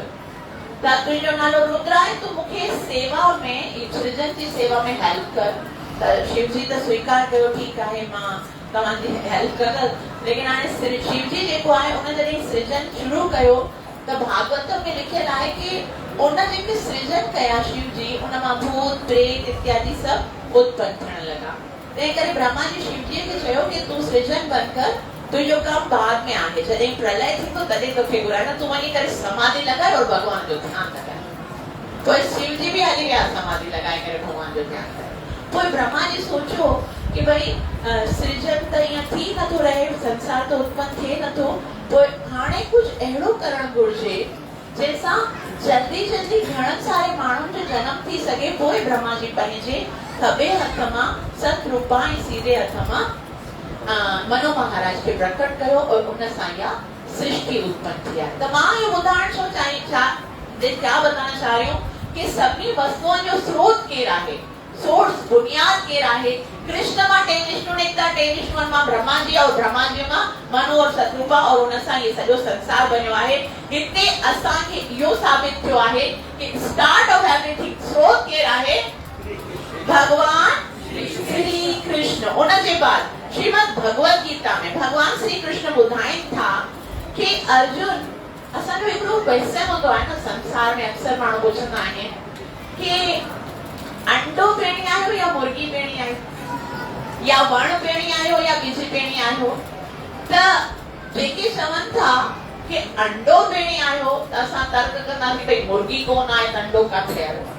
अगर कोई चवंदा कि भई वृक्ष पेणी आयो त कोई चवंदासीं भई बीज कोन मिलो त वृक्ष कीअं आयो है ना। तो भगवान श्री कृष्ण उन जो भी उत्तर ॾियनि था Bhagavat Gita Shrimad Bhagavat Gita chapter number 14 verse number 3 में भगवान चवनि था सर्वयोनिषु कौन्तेय मूर्तयः सम्भवन्ति तासां ब्रह्म महद्योनिर् अहं बीजप्रदः पिता। कि न पेणी अंडो आयो आहे न मुर्गी आई आहे न वण आयो आहे न वृक्ष आयो आहे सभ खां पेणी मां आयो आहियां। अहं बीजप्रदः पिता के मां सभी वस्तुअनि जो बीज ॾींदड़ पिता आहियां। त भगवान चवनि था कि इन संसार में मम योनिर महत् ब्रह्म तस्मिन् गर्भं ददाम्यहम्। ये जेकी प्रकृति आहे उहा भगवान चवे थो स्त्री आहे ऐं मां जॾहिं दृष्टिपात कंदो आहियां मम योनिर्महत् ब्रह्म तस्मिन् गर्भं ददाम्यहम् कि उनखे तॾहिं गर्भ थींदो आहे और सॼे सृष्टि जो निर्माण मां कंदो आहियां। मतलब भगवान श्री कृष्ण भगवत गीता में पाण ॿुधाइनि था कि संसार जी उत्पत्ति मां 17 में भी भगवान ॿुधाइनि था पिताहमस्य जगतो माता दाता पितामह वेद्यं पवित्रम् ओंकार ऋक्साम। अलग अलग प्रमाण सां इहो साबित कयो कि कृष्ण ही सोर्स ऑफ एवरीथिंग आहे। श्रीमद् भागवतम में असां पूरो जेको निर्माण कीअं थियो उनखे ॾिठोसीं भगवत गीता जे विभिन्न प्रकार जे श्लोकनि खां असां ॿुधो कि भगवान श्री कृष्ण ही प्रत्येक वस्तु जो सोर्स आहे सोर्स ऑफ एवरीथिंग आहे। हिते ॿ भगवान जा क्वालिटीज कि भगवान श्री कृष्ण ही परम कंट्रोलर आहे भगवान श्री कृष्ण ही सभिनी वस्तुअनि जो स्रोत आहे। हाणे भगवान जी टी योग्यता कि भगवान खे पूर्ण हुजणु घुरिजे। भगवान खे छा हुजणु घुरिजे पूर्ण हुजणु घुरिजे। हिन संसार में भगवान खां सवाइ ॿियो कोई भी पूर्ण कोन आहे। हर शइ जेकी आहे उन में का न का कमी आहे। पूर्ण केवल भगवान ही थी सघे थो। उपनिषद भी चवे थी ओम पूर्णमदः पूर्णमिदं पूर्णात् पूर्णमुदच्यते पूर्णस्य पूर्णमादाय पूर्णमेवावशिष्यते। वो पूर्ण आहे उनमां जेको निकिरंदो आहे सो भी पूर्ण आहे जेको बचंदो आहे सो भी पूर्ण आहे ऐं जेको शेष रही वेंदो आहे सो भी पूर्ण आहे। उहो सभु सृष्टि कीअं पूर्ण हूंदी आहे मनुष्य कीअं पूर्ण हूंदा आहे उहो त ॾाढी न विस्तार सां ईशोपनिषद में ॿुधायो वियो आहे। लेकिन हिते असांखे इहो ॿुधाइणो आहे कि कृष्ण पूर्ण आहे। त पूर्ण जो मतिलबु छा आहे जंहिंमें कोई कमी न हुजे जंहिंमें कोई कमी न हुजे। त पूर्ण उहो थी सघे थो जेको निराकार भी हुजे साकार भी हुजे परमात्मा भी हुजे। त जीअं असां पहिरीं साबित कयोसीं श्रीमद् भागवतम 1.2.11 में कि जेके तत्वदृशी आहिनि उहे ॿुधाइनि था कि भगवान उहो आहे जेको वदन्ति तत्त्वविदस्तत्त्वं यज्ञानम् अद्वयम् ब्रह्मेति परमात्मेति भगवानेति शब्दते जंहिंजे अंदर इहे टई हुजनि। और जॾहिं श्रीमद् भागवतम में इहो सवाल उथियो कि उहो पूर्ण आहे केरु त पोइ श्रीमद् भागवतम उन में साफ़ साफ़ ॿुधायो वियो आहे कि उहो पूर्ण केरु आहे वासुदेव परा वेदा वासुदेव परामखा वासुदेव परा योगी वासुदेव परा क्रिया वासुदेव परम ज्ञानम वासुदेव परम तप के उहो वासुदेव ही आहे। वासुदेव कंहिंजो नालो आहे? कृष्ण भगवान जो। जीअं असां प्रणाम कंदा आहियूं न, ओम नमो भगवते वासुदेवाय, यानी वसुदेव जो पुट जेको वासुदेव आहे उहो ई केरु आहे? परावेदा। वेदन जो जेको परम लक्ष्य आहे, सब जेके वेद शास्त्र आहिनि उन्हनि जो परम लक्ष्य कंहिंखे सुञाणण आहे? भगवान श्री वासुदेव खे। वासुदेव परामखा, मखा चवंदा आहिनि यज्ञ। जीव जेको यज्ञ कंदो आहे उन्हनि यज्ञनि जो मक़सद क्या है? भगवान श्री कृष्ण खे सुञाणण। वासुदेव परा योगा, जेके योगा कंदा आहिनि उन्हनि जो भी लक्ष्य आहे भगवान श्री कृष्ण खे योगिनाम अपि सर्वेषां मद्गतेन अंतरात्मना श्रद्धावान भजते यो मां समे युक्ततमा मता। Shrimad Bhagavat Bhagavat Gita chapter number 6 verse number 47 में भगवान चयो आहे जेके योग कंदा आहिनि उन्हनि जो वास्तविक लक्ष्य छा आहे? सभिनी योगियुनि में श्रेष्ठ उहो आहे जेको मूं ताईं पहुचे। वासुदेव परा क्रिया, जेके क्रियाऊं आहिनि उहे भी भगवान श्री कृष्ण खे खुश करण लाइ। वासुदेव परम ज्ञानम, जेके ज्ञानी आहिनि उन्हनि जे ज्ञान जो मक़सद इहो ई आहे कि भगवान श्री कृष्ण खे सुञाणे सघनि। और वासुदेव परामख, जेके तपस्या कंदा आहिनि उन्हनि जी तपस्या जो भी मक़सद इहो आहे कि भगवान श्री कृष्ण खे सुञाणनि। Shrimad Bhagavat Gita chapter number 15 verse number 15, 15 अध्याय 15 श्लोक, भगवान श्री कृष्ण चवनि था वेदैश्च सर्वे अहमेव वेद्यो वेदांत कृत्वेद वेदेव चाहम। वेदैश्च सर्वे अहम एव वेद्यो। जेतिरा बि वेद आहिनि, पुराण आहिनि, शास्त्र आहिनि, उन्हनि जे पढ़ण जो हिकिड़ो ई मक़सद आहे अहम एव। एव माना सिर्फ और सिर्फ भगवान श्री कृष्ण खे समझण। जेतिरो भी ज्ञान प्राप्त कयो आहे उन जो ज्ञान तॾहिं ताईं कंप्लीट आहे जॾहिं ताईं उन भगवान श्री कृष्ण खे सुञातो आहे, समझो आहे, स्वीकार कयो आहे, न त पोइ सभु व्यर्थ आहे। त भगवान श्री कृष्ण पूर्ण आहे। उन खां पोइ असांजो भगवान कंहिंजे भगवान हुजण जो चौथो प्रमाण आहे कि भगवान उहो ई आहे जेको हर समय हर जगह ते हाज़िर हुजे। पोइ असां चवंदासीं ठीकु आहे, असांजो जेको भगवान आहे उहो हर समय हर जगह हाज़िर हूंदो आहे। जॾहिं असां घुराईंदा आहियूं त उहो अची वेंदो आहे। तव्हांखे ख़बर आहे, तव्हां सचे दिलि सां जॾहिं घुराईंदा आहियो न त असल में उहो कृष्ण ई ईंदो आहे। सुञाणे कोन था त इन करे असां सम्झंदा आहियूं मैं जिसको बुला रहा था वो आया था। मदद करण जे लाइ खाली कृष्ण ई ईंदो आहे। उन जो सबूत कहिड़ो आहे? श्रीमद् भागवतम कैंथो 8 गजेंद्र मोक्ष स्तुति। हिकिड़े दफ़ा छा थींदो आहे, हिकिड़ो गजेंद्र हूंदो आहे, उहो जल में वेंदो आहे, त्रिकुट पर्वत ते उते रहंदो आहे, जल में क्रीड़ा कंदो आहे पंहिंजे सभिनी संताननि जे साथ। अचानक सां हिकिड़ो वाघू मगरमच्छ हुन जो पेर जलींदो आहे। त उहो सोचींदो आहे मां त ॾाढो शक्तिशाली आहियां, हिकिड़ी छिक मारींदसि और वाघो खां पंहिंजो पेर छॾाए सघंदसि। लेकिन उन घणी कोशिश कई और वाघो खां जेतिरो भी पाण खे बचाइण जी कोशिश कंदो हुयो, एतिरो करे करे करे युद्ध करे करे करे, लेकिन वो पाण खे बचाए न सघियो। पहिरीं त सभई मित्रनि उन्हनि खे कढण जी कोशिश कई, लेकिन उहे मित्र जेके हुआसीं हिकिड़ो हिकिड़ो करे सभु उनखे छॾे विया। और इहो युद्ध जेको आहे 1000 वर्षनि ताईं रहियो। कॾहिं मगरमच्छ हुनखे जेको हाथी आहे हुनखे घेरे अंदर खणी वेंदो आहे, त कॾहिं हाथी हुन मगरमच्छ खे खणी ईंदो आहे। लेकिन हिकिड़े 1000 साल ताईं इहो युद्ध हलियो आहे। तो भागवतम में लिखियल आहे कि सभई देवता जेके आहिनि आकाश ते बीह करे वो मगरमच्छ ऐं हाथीअ जो युद्ध ॾिसण लाइ उते बीह रहिया। हाणे छा आहे कि सभिनी योद्धा जेके देवता हुआ उन्हनि सोचियो कि अगरि इहो हाथी असांखे पुकारे त असां उनखे बचायूं। लेकिन वो हाथी जेको आहे श्रीमद भागवतम जे 28 स्कंद जे 2वें अध्याय में हिकड़ी स्तुति आहे।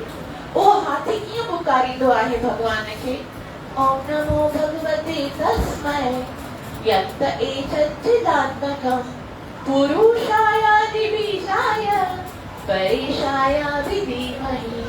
कि हे भगवान जेको सभी देवताओं जो भी स्वामी आहे, जेको सभी जो आदि आहे, जेको सभी जो स्रोत आहे, वो अची करे मुखे बचाए। मुखे खबर कोन आहे कि भगवान केर आहे, लेकिन मुखे यो खबर आहे कि वो भगवान वही हुंदो जेको सभी देवताओं जो भी स्वामी हुंदो, सभी वस्तुओं जो स्रोत हुंदो, सभी जो कंट्रोलर हुंदो। मां उनखे सजांदो कि तू अच और मुझी रक्षा कर। तो सभी देवता अचण की कोशिश कंदा, लेकिन यह प्रार्थना बुद्धि करे सभी पोया तो भाई ये तो हमें, वो तो किसको बुला रहा है, कृष्ण को बुला रहा है। तो आखिर में जब यह प्रार्थना वो कंप्लीट कर था तब वो बुधा ॾाढी सुंदर स्तुति आहे। ये बुधाए वेंदो आहे कार्तिक में असांखे गजेंद्र स्तुति ॿुधण घुर्जे, ॾाढी सुंदर आहे। हिकिड़े श्लोक में ॾाढे सुंदर तरीके सां गजेंद्र जेको आहे भगवान खे पुकारींदो आहे और अंत में भगवान श्री हरि अची करे सब खां पहिरीं वो पंहिंजे गरुड़ ते वेही करे ईंदो आहे और जेको मगरमच्छ आहे उनजो सर कटे करे हाथीअ खे उनजी रक्षा कंदो आहे।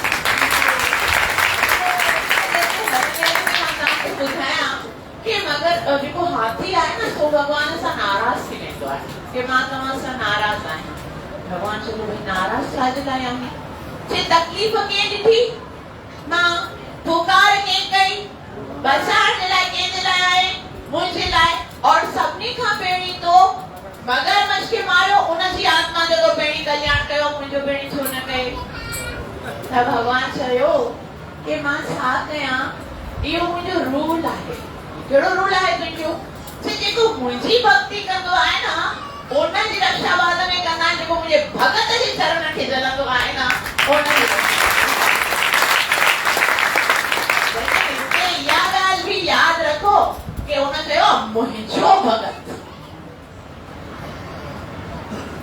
भगवान जो भगत जेको हूंदो आहे उनजी ॻाल्हि थी रही आहे। त हाणे कोई चवंदा आहिनि भई सभु आहिनि, हिकु आहिनि, माता तूं एॾा सारा मिसाल ॾेई रही आहे, एॾो सारो मथो जंहिंजी भक्ति करे छाजे लाइ एॾो मथो खुटाए रही आहे। जंहिंखे जिते वञणो आखिर त सभई भगवान वटि वेंदा न, आखिर त सभु भगवान जे पासे वञणा, छाजे लाइ असां ख़बर न छाजे लाइ हिक ॿिए में ये युद्ध करण। हिकिड़ी त ॻाल्हि आहे, जहिड़े पासे बि वञे आखिर त के रस्तो खणियो अथई, ठीकु आहे। इहा जेको सोचे थो न कि सभई रस्ता हिकु जॻह ते वञनि था, वो अगर तव्हां स्वीकार कयो त कयो, लेकिन भगवान श्री कृष्ण भगवत गीता में हिन ॻाल्हि खे स्वीकार छाकाणि भगवान श्री कृष्ण भगवत गीता में चयो आहे, यान्ति देवा वृता देवा पितृयान्ति पितृव्रता भूतानि यान्ति भूतेज्या यान्ति मर्त्याजिनोपिमा। जेकॾहिं तव्हां देवताउनि जी पूजा कंदा त देवताउनि ॾे वेंदा, जेकॾहिं पितरनि जी पूजा कंदा त पितरनि ॾे वेंदा, ऋषियनि जी पूजा कंदा ऋषियनि ॾे वेंदा, संतनि जी पूजा कंदा, मतिलबु जंहिं जी पूजा कंदा तव्हां ओॾे वेंदा। और जिते भी तव्हां हली विया, चाहे ब्रह्मलोक ते भी विया, ब्रह्म भुवन लोक का पुनरावृत्ति, कोई वापस अचणो पवंदो, लेकिन मां मुंबई ते कोन्हे। मुंहिंजो जेको भगत हूंदो यान्ति मध्या, मुंहिंजे धाम में अची करे जन्म मरण जे चक्कर खां बचण जो सिर्फ हिकिड़ो ई तरीक़ो आहे, मां मुंबई ते यान्ति मध्या, मुंहिंजी भक्ति कयो ऐं मुंहिंजे नाम जपो। हाणे भगवान जी चौथी क्वालिटी कि भगवान उहो ई आहे जेको हर समय हर जगह हाज़िर हुजे, हर समय हर जगह जेको हाज़िर हूंदो आहे उनखे ब्रह्म चवंदा आहिनि। सभई माण्हू ब्रह्म त घणे दफ़ा ॿुधो आहे, ब्रह्म शब्द सां सभई वाक़ुफ़ आहिनि, लेकिन कॾहिं सोचियो आहे कि वो ब्रह्म छा आहे। Shrimad Bhagavat Gita chapter number 14 verse number 27 में इहो ॿुधायो वियो आहे कि ब्रह्म छा आहे। भगवान श्री कृष्ण चवनि था ब्रह्मण्यो हि प्रतिष्ठाहम्, इहो जेको ब्रह्म आहे वो मुंहुं मां निकिरंदो आहे, वो मुंहिंजो तेज आहे।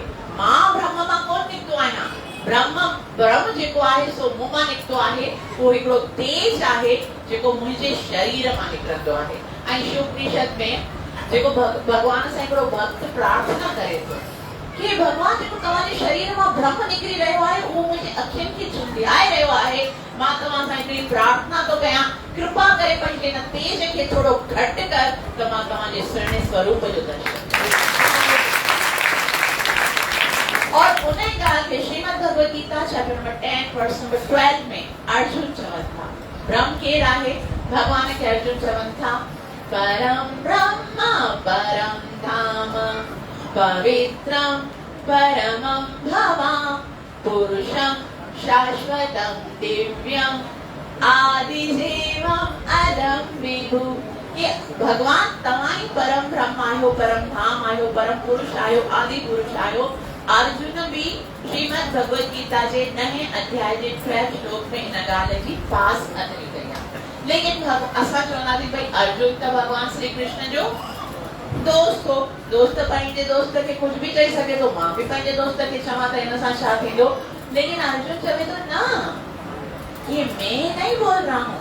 चैप्टर नंबर 10 वर्स नंबर 13 में अर्जुन चवन था आहुस्त्वां ऋषयः सर्वे देवर्षि नारदस्तथा असितो देवलो व्यास स्वयं चैव ब्रवीषि मे। आहुस्त्वां ऋषयः सर्व, ये जेके ऋषि मुनि आहिनि उन्हनि भी इहा ॻाल्हि चई आहे कि तव्हां ई परम ब्रह्म आहियो। भगवान खे कहिड़े मिशन चयो, असित देवल नारद व्यास ते इन सभिनि चयो ऐं तव्हां साक्षात भगवान भी मूंखे इहो ई ॿुधाए रहिया आहियो ब्रह्मण्यो ही प्रतिष्ठानम। तंहिं करे असांखे इहो मञणो आहे कि वो ब्रह्म केरु आहे, वो ब्रह्म भी साक्षात भगवान कृष्ण आहे। त हिते भगवान जूं 4 क्वालिटीज़ सिद्ध थियूं आहिनि कि कृष्ण ही परम कंट्रोलर आहे जयद्रथ और अलग अलग मिसालनि सां। कृष्ण ही समस्त वस्तुअनि जो स्रोत आहे मनु और शत्रुपा ऐं अलग अलग मिसालनि सां। कृष्ण ही पूर्ण आहे शास्त्र जो प्रमाण ऐं कृष्ण ही ब्रह्म आहे जेको प्रत्येक जगह ते वहां हाजिर हूंदो आहे जॾहिं भक्त पुकारींदा आहिनि। जॾहिं द्रौपदी पुकारींदी आहे उन टाइम ते चवंदी आहे हे द्वारिकाधीश और भगवान श्री कृष्ण अची करे उते उनजी रक्षा कंदो आहे। जॾहिं प्रहलाद पुकारींदो आहे उते ईंदो आहे, जॾहिं ध्रुव महाराज पुकारींदा आहिनि उते आहे। त जिते जिते भक्त जॾहिं जॾहिं पुकारियो आहे त भगवान अची करे पंहिंजे भक्तनि जी रक्षा कई आहे। इहो शास्त्र जो प्रमाण आहे, कोई मन गढ़ंत कान्हे। ठीक हाणे भगवान जी 5 योग्यता के भगवान उहो ई हुजे सघे थो जंहिंजे पास भाग्य हुजे। 6 ऐश्वर्य, ऐश्वर्य माना पूर्ण सुंदरता, पूर्ण ज्ञान, पूर्ण वैराग्य, पूर्ण यश, पूर्ण धन। त ये कंहिंमें आहिनि, उहे कीअं भगवान श्री कृष्ण में आहिनि। असांजो समय समाप्त थी वियो आहे। अगरि त पोइ नेक्स्ट टाइम या जीअं तव्हां चओ नेक्स्ट टाइम ओके। अगरि एस ताईं जेतिरो असां पढ़ियो आहे उन में जेकॾहिं कोई भी मूंझ हुजे, कोई भी सवाल हुजे, कहिड़ी भी ॻाल्हि सम्झ में कोन आई आहे त तव्हां पुछी सघो। माता जी ने लामो कुछ भी योजना कई, भगवान जी योजना पंहिंजी थोरी असां पंहिंजी लॻाए सघूं। बेटा हिकु मिनट आउं कमेंट्री करे पुछां थो, तव्हां जेके बि आहियो जिन जे मन में सुवाल आहिनि 5-6 सुवाल मूं पहिरीं पहुची चुका आहिनि। तव्हांजो नंबर 8 नंबर ते अची वेंदो, मूं पहुची चुका आहिनि 8-7 सुवाल। मगर माता जी तव्हां उहो ई मूंसां व्हाट्सएप में कनेक्ट आहियो, फेसबुक में भी थी सके तो इंस्टाग्राम में भी थी वञो और पर्सनली भी मां व्हाट्सएप नंबर तव्हांखे ॾेई सघां थी। जेके क्वेश्चन्स आहिनि त उहे व्हाट्सएप ते पर्सनली मूंखां पुछी सघो। हाँ, इन करे तव्हांखे योजना इहा ॾियां थो। माता जी पर्सनली भी पुछी सघो था माता जी खां, जेकॾहिं मुंहिंजे तवसत सां पुछंदा हिसाब सां त हुन में वरी इहो थींदो जो थोरो प्लस में आउं वटि पंहिंजा बि जुमिला लॻाए छॾींदुसि। माना क्वेश्चन जे अंदरि क्वेश्चन हूंदा आहिनि, इन करे थो छा तव्हां वरी हुनखे परफेक्ट क्वेश्चन जी कोशिशि करण जी कंदुसि। इन लाइ तव्हां पंहिंजा सवाल संभाले रखंदा। माता जी मजबूरी आहे, दिलि आहे ईअं, मूंखे भॻत खेमराज बि चयो 11 ताईं हले, मुंहिंजी दिलि हुई त भले 12 ताईं हले, मगर न त कोई 12 वॼाए छॾींदा मुंहिंजा बि जेके वेठा आहिनि न। हिकिड़ो त हिन जे मुंहं ते पाणी पोणा 12 अची विया आहिनि हींअर इन करे। ऐं ॿी ॻाल्हि इहे त सुभाणे वरी जेको आहे न शेवादारियुनि जे लाइ हिकु प्रॉब्लम आहे या शेवा वधीक आहे। सुभाणे सुबुह जो हिननि खे सभिनी खे 8 बजे मेडिकल कैंप सस्तो सौदो इन्हनि जी शेवा में वियो आहे। त हींअर अच्छा जेको तव्हां ॾिसंदा आहियो त सत्संग समाप्त थींदो आहे, अखो आरती वग़ैरह इहे जेके हूंदा आहिनि इहे थींदो त कलाक ॾेढ में लॻंदो आहे। वरी जंहिंमहिल बहिराणो साहिब परवान थींदो आहे त 2 कलाक उन में ॿिया लॻंदा। त शेवादारियुनि खे एटलीस्ट 2 थी ॾींदा शेवा समेटण में, जेके भंडारो हलाइनि था, भंडारो समेटनि था, सफ़ाई कनि था। माताऊं त सुभाणे आज़ादु हूंदा, शेवादारी इहे 150 खां मथे शेवादारी सुभाणे हिन ड्यूटियुनि में हूंदा। ऐं सुभाणे वरी इहा ॻाल्हि आहे त गुरुकुल मेगा कॉम्पिटिशन बि आहे हिते दरबार में, होॾां बैनर लॻल आहे। मेगा कॉम्पिटिशन में क्विज़ कॉम्पिटिशन, स्पीच, टेबलोस, मंत्र, श्लोक ऐं ॿिया बि तरह तरह जूं हिन जी एक्टिविटियूं आहिनि, जंहिंमें ही 5 सालनि खां वठी 50 सालनि ताईं जा ॿार शामिल थींदा आहिनि। उहो ॿारनि में उहे बि शामिल हूंदा। त इन करे थोरी प्रैक्टिस जे करे तव्हां खां क्षमा याचना